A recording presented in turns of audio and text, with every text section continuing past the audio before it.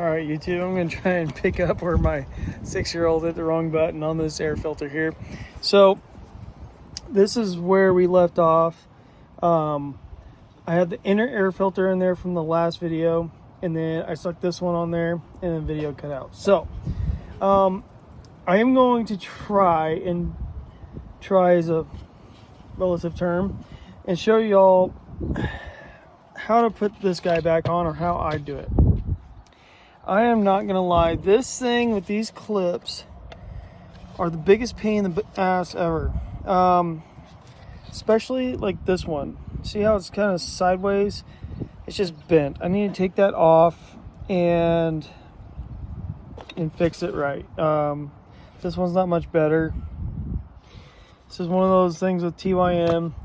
The fit and finish is not awesome. So first things first, we mentioned in the first video, and I've already taken it off, but this strap hooks on here, goes around. Okay. Take this off. Set it right here by your battery. And the reason why I say that is because you'll see here, maybe if I can get this camera to work, the third one goes right back in here, and you can't hardly get your hand in there. It's just a big pain. So by taking that strap off, we'll kick it over here and we'll put it on that way. So let's see if I can find a decent spot for you while I do this, and the chances of this are slim to none. Okay, so this is labeled top right here, so we'll put that going towards the top. Here's another thing I need to show you.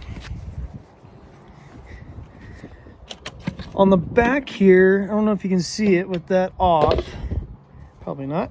Let's see here. Come on, camera. Okay, see these like little grooves right here? Where that daylight's coming through, that's where this part of the clip needs to go in those grooves. And that's why it's such a pain in the butt, because you cannot see that third one. So put that somewhere to the top. What that does is it gets this catch-all pointed downward because of gravity and all. And if these things just aren't perfect square, they are a pain in the butt to get on. So go like that. And so, oh, that one got sucked in there. 1 second. Helps if I have them all back to start. Good grief. Let's try it all over again. There we go. Okay, trying again.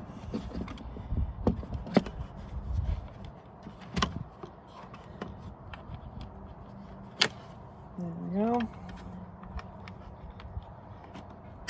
So this one and this one are really easy because you can look at it. This one right here is much more of a feel deal. Okay. Then I'm going to take the strap. I start from the back.